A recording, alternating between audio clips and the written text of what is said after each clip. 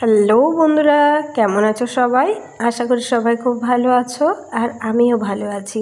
তো চলে এলাম আবারও একটা নতুন ভিডিও নিয়ে। এটা হলো সেই দিনের ভিডিও, যেদিনকে আমরা বাড়িতে যাচ্ছিলাম সেই দিনের ভিডিওটা। অনেক দিন থেকে ড্রাফটে পড়েই ছিল, আমার বাড়িতে গিয়েও এডিট করা হয়ে ওঠেনি, আবার এখানে এসেও আর কি এডিট করা হয়ে উঠছিল না।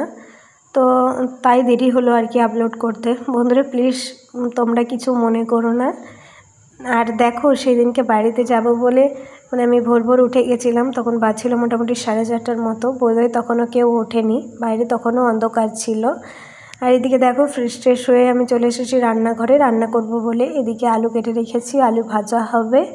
আর আটাটা বের করে রেখেছিলাম থালাতে, আটাটা মাখবো আর কি, পরোটা বানাবো। ট্রেনের খাবার যেহেতু আমাদের খুব একটা ভালো লাগে না, সেই কারণেই আর কি বাড়ি থেকে বানিয়ে নিয়ে যাই, ওগুলোই খাই আর কি সারাদিন। আর এদিকে দেখো প্রেসার কুকারে ঢ্যাঁড়স সেদ্ধ করতে দিয়েছি, ভাতটা হয়ে গেছে, ভাতটা নামিয়ে রেখেছি। আর এদিকে দেখো বেগুন কেটে রেখেছি, বেগুনটা ভাজা হবে। তারপর রান্না টান্না করে আমি বিছানাটা গোছানোর জন্য চলে এসেছি। তোমার দাদাভাই একটু আগেই উঠলো, তারপরে আমি বিছানাটা গোছাচ্ছি আর কি। আর প্যাকিং ট্যাকিং সব আমরা আগের দিন রাত্রিবেলায় করে রেখেছিলাম, আর শুধু খাবারগুলোই কুড়াতে বাকি ছিল ব্যাগের মধ্যে। আর এদিকে দেখো আমি বিছানাগুলো একটু গুছিয়ে একটু ঢেকে দিয়ে যাব, কারণ কি আমরা কিছুদিন যেহেতু থাকবো না, নোংরা হবে, সেই কারণেই। যদি এসে পরে এগুলো সব চেঞ্জ করব, তাও আর কি ঢেকে দিয়ে যাব, নয়তো নোংরা হয়ে যাবে। তো তারপর দেখো পাশে জামা কাপড়গুলো নামানো আছে, এগুলো গোছাতে হবে, এগুলো কালকে শুকোয়নি, সেই কারণেই আর কি আজকে গোছাতে হবে।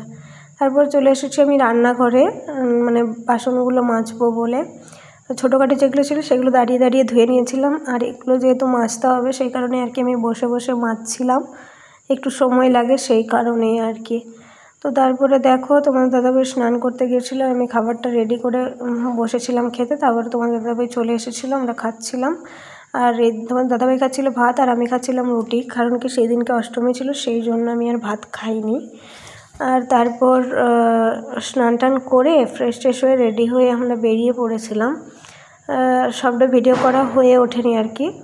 তোমাদের দাদাভাই এদিকে তালা দিচ্ছিলো আর আমি এখানে দাঁড়িয়েছিলাম। তো তারপর আমরা বেরিয়ে গেছিলাম রুম থেকে বেরিয়ে যেয়ে আর কি কিছুটা যেয়ে বাস স্ট্যান্ড আর কি। তো আমাদের দাদাভাই একটু এগিয়ে যাচ্ছিলো, ও অটো দেখতে গেছিলো আর আমি এখানে দাঁড়িয়েছিলাম। আর এইদিকে দেখো এখানে মেয়েরা এরকম নিয়ে যায় আর কি, কিছু পুজো হলেই, ধান বা গমের চারা আর কি, এরকম মাথায় বা কোলে করে নিয়ে যায় এরা এরকম। তারপর তোমাদের দাদাভাই অটো নিয়ে ডেকে নিয়ে এলো, তারপর আমরা দুজনে চেপে পড়লাম অটোতে। আর এখানে দেখো কত সুন্দর ছোট্ট ছোট পাহাড়, আমার তো খুব ভালো লাগে। তোমাদের মধ্যে অনেকেই বলো যে দিদিভাই তোমাদের ওখানের একটু চারপাশটা দেখিও তো ভিডিওতে। তো সেই কারণেই আর কি ভিডিওটা করেছি, যতটা সম্ভব আর কি একটু একটু করে, পুরোটা তো দেখানো সম্ভব নয় ভিডিওতে, তো একটু একটু করেই দেখিয়েছি। আর এটা দেখো কত সুন্দর মহলের মতো, কত সুন্দর প্রাচীরটা, তাই না? আর এখানের ঘরগুলো না এরকমই ছোট ছোট, আর কিছুটা ছাড়া ছাড়া আর কি বিক্ষিপ্ত। আর গ্রাম বলতে তোমার এরকম রাস্তার পাশে আর কি কয়েকটা করে ছোট ছোট ঘর আছে, সেগুলো নিয়েই আর কি গ্রাম। আর আমাদের স্টেশনটা ছিল 2-3টা গ্রাম পেরিয়ে। আর এদিকে দেখো কত সুন্দর সবুজ পেহেলগাঁও, ছোট্ট একটা, তাই না? কত সুন্দর দেখতে দেখতে আমরা স্টেশনে চলে এসেছি অটো থেকে নেমে। তো তারপরে এখানে দাঁড়িয়েছিলাম একটুখানি, আর এদিকে একটা মাল ট্রেন দাঁড়িয়েছিল। আর তোমাদের দাদাভাই এখানে দাঁড়িয়ে দাঁড়িয়ে দেখছিল ট্রেনটা কোন প্ল্যাটফর্মে আসবে, আর আমি দাঁড়িয়ে দাঁড়িয়ে ভিডিও করছিলাম। আর এদিকে দেখো একটা ট্রেন চলে এসেছে, না এটা আমাদের আমরা যে ট্রেনটায় যাব ওই ট্রেনটা ছিল না। তো তারপর আমরা যাচ্ছিলাম আর কি প্ল্যাটফর্ম 2-এ, এটা ছিল প্ল্যাটফর্ম 1। আমি তোমাদের দাদাভাইকে বললাম আমাকে একটু ব্যাগটা দাও, আমি একটু নিয়ে যাই, তুমি ততটা নিলে তারপর তুমি আবার নেবে। তো সেই কারণে আর কি আমি ব্যাগটা নিয়ে আগিয়ে যাচ্ছিলাম, আর তোমাদের দাদাভাই পিছনে ভিডিও করছিল। আর ওইটা ছিল নিবাড়ি স্টেশন, মধ্যপ্রদেশের নিবাড়ি জেলার আর কি নিবাড়ি স্টেশন। তো তারপরে আমরা ট্রেনে উঠে গেছিলাম, আমার সিট ছিল সাইড আপারে আর কি। তো নিচে একটুখানি বসে ভিডিও করছিলাম। এরকম পাহাড় অনেক আছে, খুবই ভাল লাগে। আর এই দেখো সাইড আপারে একদম ভাল লাগে না, কারণ কি সব সময় দেখতে পারবো না আর কি, জানালার পাশে হলে নিচে হলে তো দেখতে পেতাম। তো যাই হোক কিছু করার নেই, ভিডিওর সময় এটাই পেয়েছিলাম, এটাই অনেক আর কি। তো এইদিকে দেখো তোমাদের দাদাভাই শুয়ে শুয়ে সিনেমা দেখছিল ঢাকা নিয়ে, ঠান্ডা লাগছিল খুবই এসিতে সেই দিনকে।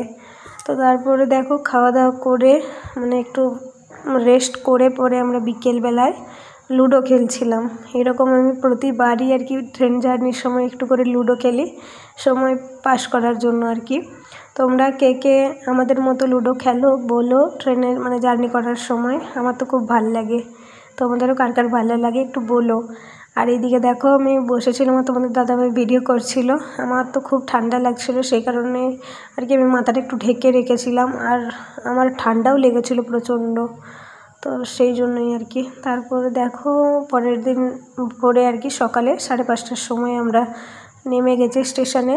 আর এখানে আমরা ওভারব্রিজে দাঁড়িয়েছিলাম, তারপরে আর কি প্ল্যাটফর্ম থেকে বেরিয়েছিলাম।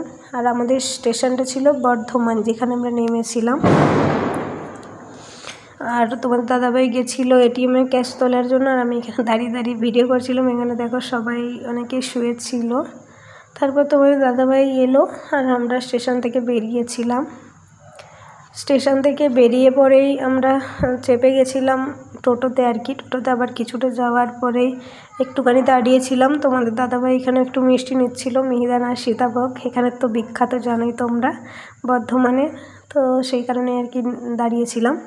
তারপর আমরা বাস স্ট্যান্ডে গেছিলাম, বাস স্ট্যান্ডে গিয়ে বাসে চেপেছিলাম। বাসে কিছুটা আসার পরেই ছিল দামোদর নদী।